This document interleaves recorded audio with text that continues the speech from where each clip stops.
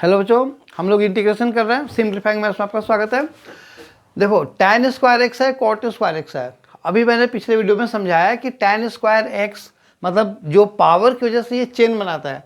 तो चेन बनाते हुए अगर किसी कोई जो आइडेंटिटी है अगर डायरेक्ट उसका डेरिवेटिव है तो हम उसको बोलते हैं एंटी डेरिवेटिव। जैसे tan स्क्वायर एक्स का कोई भी ऐसा फंक्शन नहीं है जिसका direct derivative as a formula tan square x होता हो।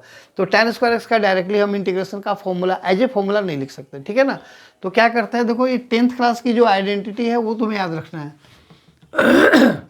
Since tan square X equal to sec square x minus one, और उसी तरीके से cot square x is equal to cosec square x minus one.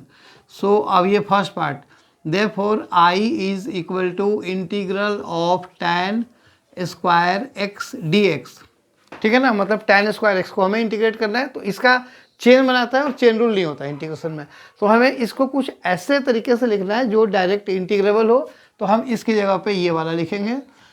तो ये हो जाएगा, देखो sec square x minus one d x क्या बन गया, tan एक्स। क्यों, देखो tan एक्स का डेरिवेटिव सेक स्क्वायर एक्स होता है, इसका मतलब कि सेक स्क्वायर एक्स का इंटीग्रल tan एक्स होगा।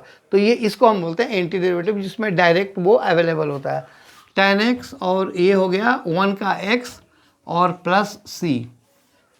ये हमारा हो गया फर्स्ट पार्ट का आंसर।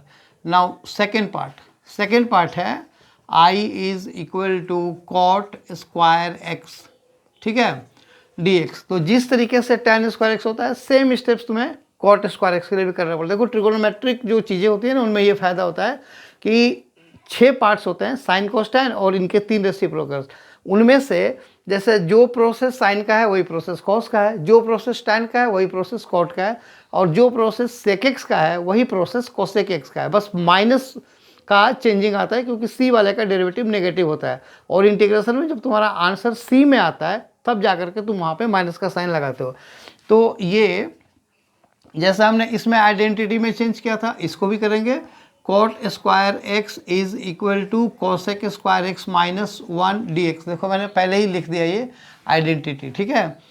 तो अब कोसेक स्क्वायर एक्स किसका डेरिवेटिव कोसेक स्क्वायर एक्स होता है, cot एक्स का derivative minus cosec square x होता है।